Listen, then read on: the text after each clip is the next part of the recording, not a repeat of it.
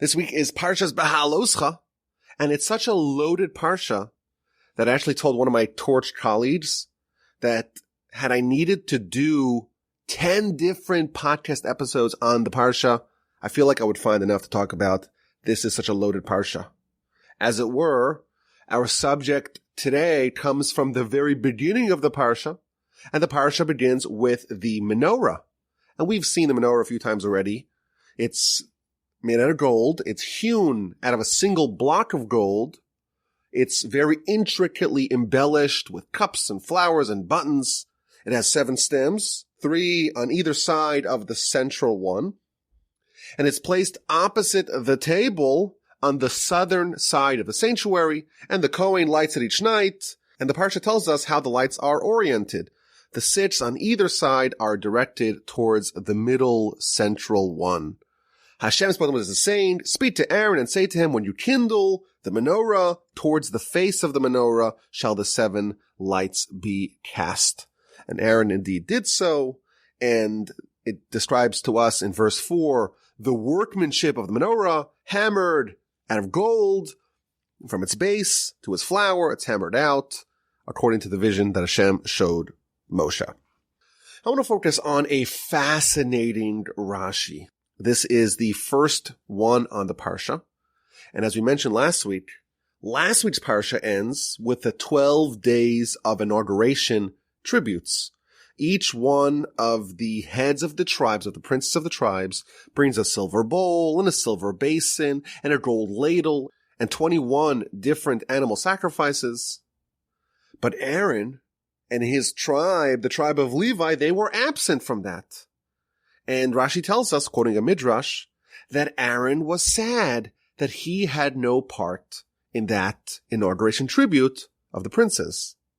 Says Rashi, why does our parsha begin with the instruction of the menorah when last week's parsha ended off with the tributes of the princes? Says Rashi, because when Aaron saw the inauguration of the princes, he felt sad about it because he was not there with the inauguration, not him and not his tribe. And God comforted him. And God said, I promise you, yours is greater than theirs, because you are going to kindle and prepare the candles for the menorah. That's what Rashi says, quoting from the Midrash. The reason why these two sections are juxtaposed is because the inauguration tribute of the princes, that triggered Aaron to complain, or to feel sad, that he wasn't included. And God mollified him, and God assuaged him, and he comforted him. Don't worry. What you do is even greater. You light the menorah. There's a few glaring problems with this narrative. First of all, it seems like Aaron is envious. He's envious. Why do they bring the tribute and not me or my tribe? And God responded, don't worry, you have something greater. But here's the problem. We know that Aaron is the only person in history that the Torah testifies about that he had no shred of envy. All the way back in Parshas Shmos, Moshe is being instructed by God to go to Egypt, to go save the Jewish people, to go lead the people out of Egypt, and Moshe objects to being sent to save the people because he's worried that his older brother Aaron maybe would feel a little miffed. And God said, don't worry about Aaron. Aaron, when he sees your stature and your leadership, he will be glad in his heart. He won't just be happy externally, truthfully, internally, he will be delighted that you are the king. You are in charge. So if Aaron has no envy, why is he envious of the princes and their tributes? Moreover, if Aaron's complaint is rooted in envy, why would God legitimize this by placating him? Oh, don't worry. There's something for you too. Is that how we're supposed to respond to envy? By giving in? You would imagine that the proper way to respond to envy is to point out, well, everyone gets what they deserve. It's all apportioned by God. It's fair. Don't be envious. In our family, we have a saying that if you look at your sibling's portion, oh, they have such a bigger piece of cake. They have more ice cream than me. Well, by looking at their portion, yours actually shrinks. We don't believe that envy is a good thing. Yet, apparently, Aaron is envious, and God comforts him when Aaron seemingly levies an improper, envious complaint. Now, there's another problem with this Rashi, and that's the Ramban's question. Aaron is upset. He doesn't have a place in the tribute of the princes, and God comforts him. Don't worry, you have the menorah. Why is God comforting Aaron, wonders the Ramban, particularly with the menorah? There are a great many things that Aaron does that the princes don't do, and he gives a list. Aaron, of course, the Kohen, he brings the Ketores, the incense in the morning and the evening, and he does all the sacrifices, and he does the meal offerings, and he does the work on Yom Kippur, and he enters the Holy of Holies, and he's the Holy One of God, and he stands in God's sanctuary to service him, and he blesses in the name of God, and his entire tribe are the clergymen.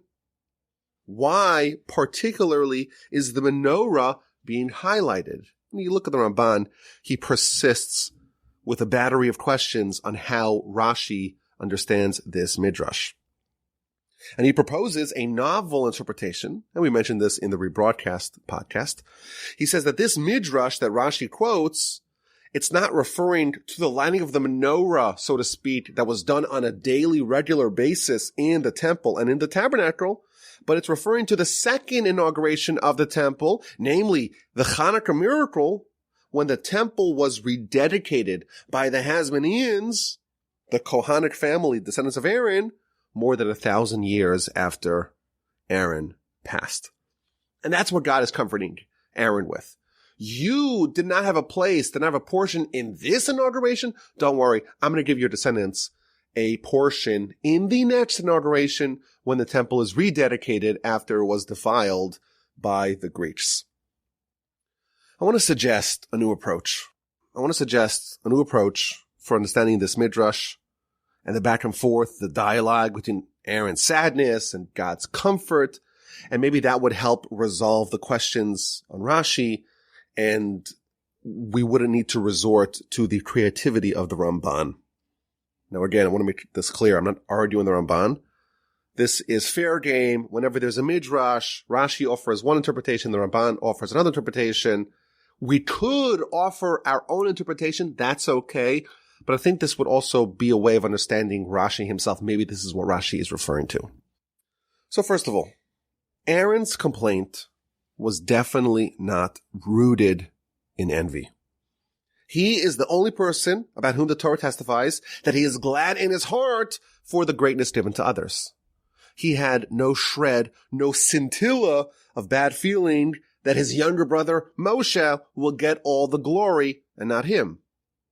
Similarly, you could be certain that he was glad in his heart that the princes, they got to bring the inauguration tribute.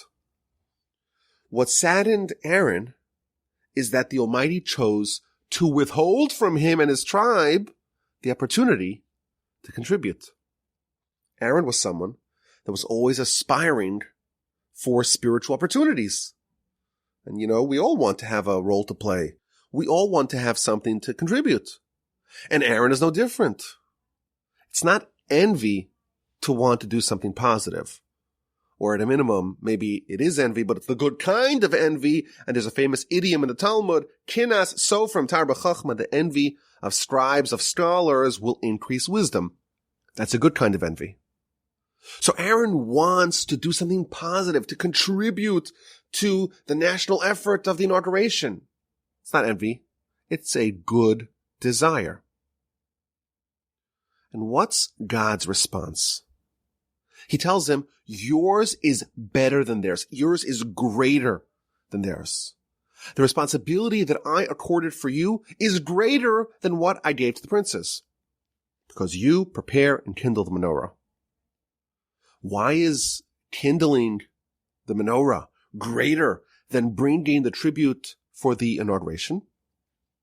So here's the idea I want to suggest to you, my dear friends and listeners of the Parsha podcast. Here's the idea. We have the inauguration of the tabernacle. It's come after months of hard work. The Almighty says, you build me a tabernacle, I will dwell amongst you. And indeed, we build the tabernacle, and God came and dwelled in our midst. This is one of the most elevated moments of our history. The entire nation was oozing with joy and pride. And on the first day of the tabernacle, a fire descends down from heaven and consumes the sacrifices from atop the altar. And the whole nation erupts in praise of God, and they fall on their face. There's this unparalleled mix of joy and trepidation. What a time. What a moment. And the princes, they're inspired, and they offer a tribute to mark the occasion. And God tells Moshe to accept the 12 tributes from the 12 princes, and on 12 successive days after the inauguration of the tabernacle, each day features the tribute of one of the princes. And Aaron, understandably, feels saddened that he couldn't participate in this tribute. And God said to him, your portion is greater. Now, things are swell. Everything's going swimmingly. We're atop the world. The tabernacle has been built. Everyone is on cloud 9. Now it's really easy to be positive and optimistic. But what about when things go south? What about when things sour? What about when things aren't so pleasant? What about when things lose their pizzazz? What about when our nation hits a speed bump? Who will lead us out of the quagmire then? That's what we need you for, Aaron. Your job is even greater. The princes brought a tribute when everything was going smooth, was all smooth sailing. When things were easy and glamorous, the princes offered a tribute. Aaron, your role is even greater. You kindle the menorah when it's dark and things are not in an ideal fashion. And perhaps we are close to giving up. We feel depressed. Aaron lights the menorah. When does he light it? At night. When things are dark and dangerous and scary. When the darkness destabilizes us. When we feel vulnerable. We feel helpless. Aaron lights the menorah. Aaron kindles the 7 flames of the menorah, the 3 on the right, the 3 on the left, and the 1 in the middle. And that light accompanies us until the morning. The menorah symbolizes hope in every situation. Aaron, yours is greater than theirs. They are offering a tribute when everything is wonderful, when things are idyllic, when things are utopian, when everything is new and fresh and exciting and upbeat. Aaron, you are there to help people when they're down, to help them when they're vulnerable and weak and susceptible to falling apart. You are there for them in times of need and want and desperation. You light the menorah when it's dark and frightening and things aren't so glamorous and shiny and sparkly. That's when you inspire the people. Perhaps we can say the princes kindled a light during midday when the sun was at its peak. Aaron, yours is greater. You will illuminate the darkness of night with the menorah. And if you read Aaron's story, this is his role. He is to be there for everyone, even the sinners, in any situation, even the worst situation that a person may find themselves in. The Mishnah in the first chapter of Pirkei Avos tells us that we should strive to be students of Aaron. What does it mean to be a student of Aaron? Ohev Shalom, lover of peace. Rodev Shalom, pursuer of peace. Ohev Esabrios, someone who loves humanity. Umekarvan la Torah, and draws them close to Torah. Who did Aaron love? Ohev Esabrios, he loved humanity. It doesn't say that he loved the righteous, the gifted, the talented, the scholarly, the wealthy, the sin-free. It doesn't even say that he loved Jews. He loved humanity. Everyone. No matter what situation a person may be in, he loved you. No matter what kind of background you may have, no matter what mistakes you may have made, no matter what difficulties you were going through, no matter what sins you may have committed, no matter how dark your world became, Aaron loved you. And Aaron kindled a menorah to brighten up your world. Aaron, yours is greater than theirs. The princes brought a tribute when everything was swell. Aaron is the one who brings our brethren back to Torah when they have gone astray, when their spiritual world is very dark. Aaron, your job is greater than theirs. And I have to mention an amazing Rabbeinu Yonah on that particular Mishnah in Pirkei Avos. And he actually shows us the Aaronic method of bringing Jews back to God and Torah. Again, we're told to be disciples, students of Aaron, people who love peace, people who pursue peace, people who love humanity, and bring them back to Torah. And this Rabbeinu Yonah describes how Aaron would bring people back to Torah. And he says that whenever Aaron would sense in another person that maybe he needs some help, he needs a boost, he needs a pick-me-up, he would go and befriend him and become close, beloved friends.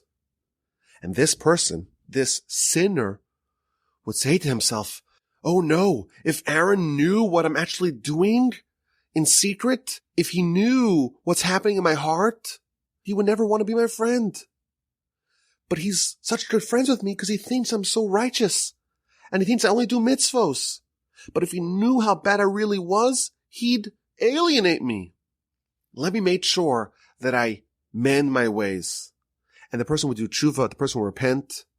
And thus Aaron's friendship would actually help bring the person back to Torah, bring the person back to the good graces of God. And the Rabbeinu Yonah quotes a verse in Malachi, the very end of the prophets. And this is a favorite verse of mine. Of course, we're not allowed to say that one verse is better. We cannot assign grades to verses of scripture, but this is such a beautiful verse about Aaron. And incidentally, it comes from the Haftorah of Parshas Toldos, which is my Bar Mitzvah Parsha. He quotes a verse that says as follows, B'shalom uv'mishar halachiti. Aaron went with me in peace and fairness, v'rabim heshiv me'avon, and he brought the masses back from sin. Aaron had a unique way of dealing with people who were going through dark times. He loved them. He befriended them. And that brought them back to Torah. He was gentle. He was non-confrontational. It was his friendship that brought his brethren back home via love, not via judgment. And doing that, illuminating the menorah amid the darkness, is greater than any tribute when things are great. And once we're at it, how does that verse in Malachi continue? Ki sifsei kohen yishmuru das v'soroi vachu mipiu ki malach Hashem tzvakos hu. For the lips of the Kohen, Aaron, will guard knowledge, and Torah they will seek from his mouth, for he is like an angel of God. That's Aaron. He is the one for people when they stray, when they're in a dark place, when they need some love. He is the one who can bring the masses back from sin. He is the one who's like an angel of God. He is the one that they request Torah from. He is the one who kindles the menorah in the night. The princes, they had a great tribute. Aaron, yours is greater than theirs because you light the menorah. There are two mitzvos that require a diagnosis that can only be done by Aaron and Aaron's descendants. The first is the Metzorah, the person who has tsaras, that malady that inflicts someone that has done a sin. And the person has a skin malady, and it may be benign, but it may be an indicator of a grave sin. Who does that person go to for a diagnosis? Who is the only person that can diagnose the Metzorah? That's the Kohen. And what indeed if it is tsaras, and the person is proven to be a grave sinner, he must be quarantined outside of the camp for 7 days, and hopefully he can be rehabilitated. And who is the one to sign off on his rehabilitation? Also the Kohen. when someone is in a very low place, very dark place, Aaron, yours is greater than theirs. You help your brethren when things are dark. The Sota, the suspected adulteress we read about last week. Who diagnoses her? Again, the Kohen. Aaron and his children are the ones who are there for the sinners who are going through hard spiritual times. Aaron, yours is greater than theirs. When the bright lights are shining, when the tabernacle is being inaugurated, when everyone is so impressed with the tabernacle, when a fire descends down from heaven to consume the sacrifices from atop the altar, and everyone cries out in delight and trepidation, of course, there's greatness in participating in that and bringing a tribute to mark that. But Aaron, your greatness is even better because you're there for people who are in a rut, who are downtrodden, who need a boost, who need a helping hand. Maybe they've made some poor decisions that they regret, and you are there to love them. You love humanity, no matter how far they may have strayed, and you bring them back to Torah, and that is even greater. I want to add one more idea, and then one more bit of speculation. So the menorah symbolizes Aaron illuminating the darkness, loving humanity, and bringing them back to Torah when they have gone astray. How must the menorah be lit? So again, the verses at the beginning of our parsha tells us, speak to Aaron and say to him, when you kindle the lamps towards the face of the menorah, shall the 7 lamps cast light. You have 3 on the right, 3 on the left, and they all have to be directed towards the center. Maybe this clues us in to how Aaron nudges the people back to Torah. We have 7 lights. One of them is dead center, perfectly calibrated and oriented. And then we have the 3 on the right and the 3 on the left, and they're a bit off center. What is Aaron's mandate? His mandate is to take everything, the good and what seems to be bad, the things that are perhaps distant, and make sure that all the lights are brought back to the center. All the lights are directed towards the middle, towards worship of the Almighty. Aaron is there to illuminate the darkness, to make sure that everything points to the center. In whatever situation, in whatever circumstances, with whatever abilities or lack thereof that a person may have, regardless of the situation they may be in, everything can be directed towards God. That work in the darkness, maneuvering things to be directed towards the center, that is greater than offering a lavish tribute when everything is A-okay. Aaron, there's no need to worry about your disinclusion from the prince's inauguration tributes. Yours is greater than theirs. And now for the speculation.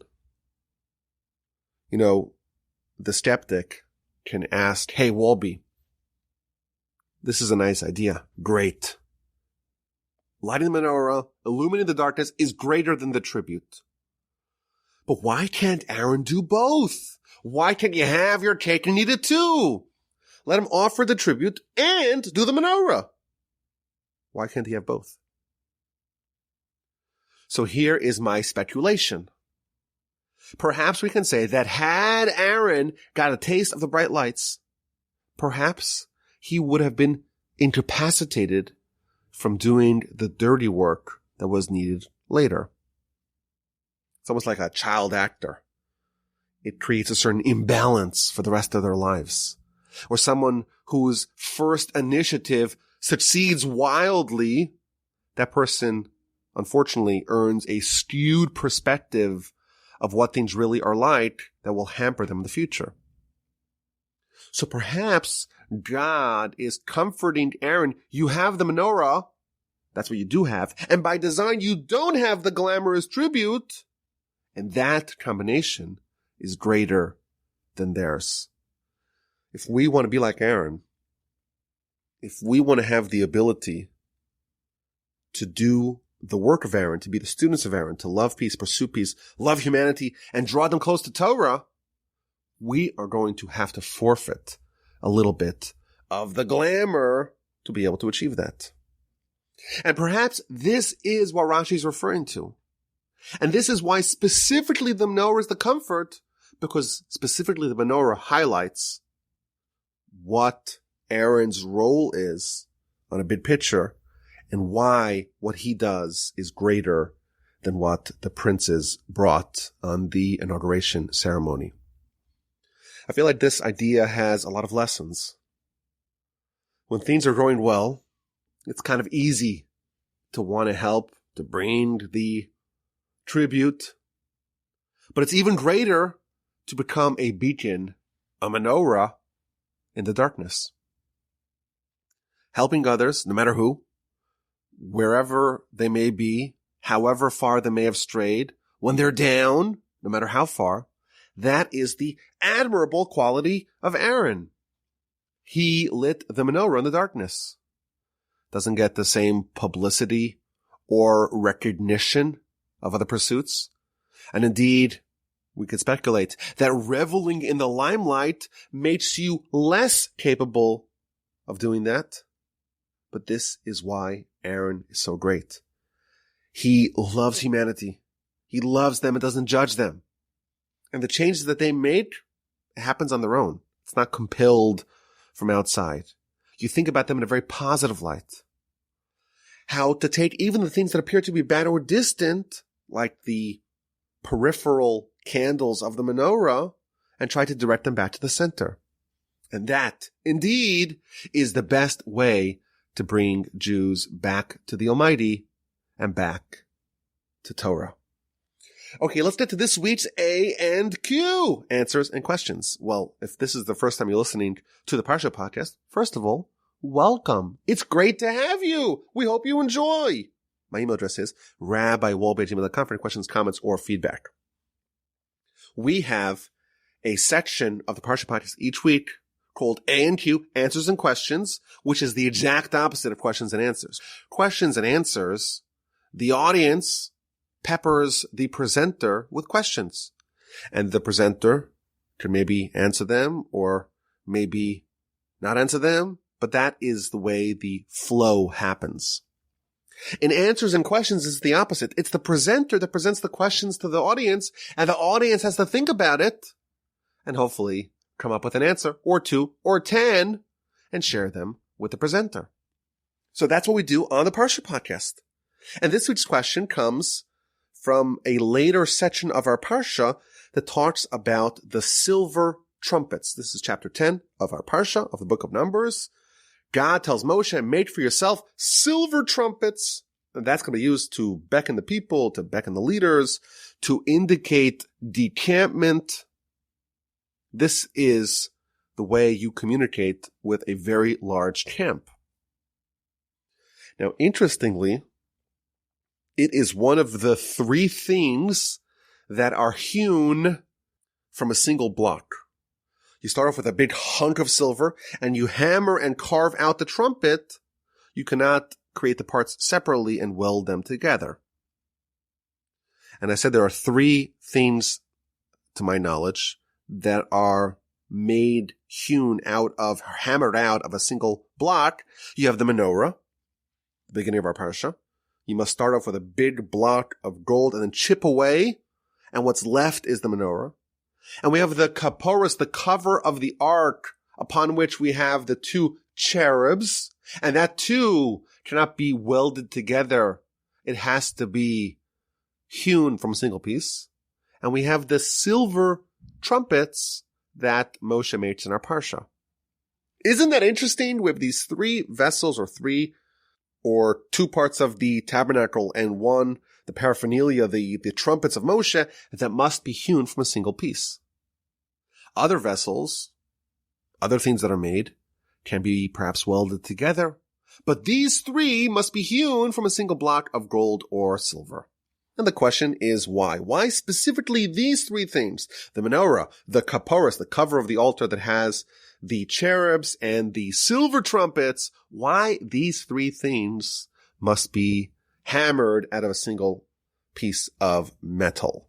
If you have an answer, you can send me an email, rabbiwolbe@gmail.com.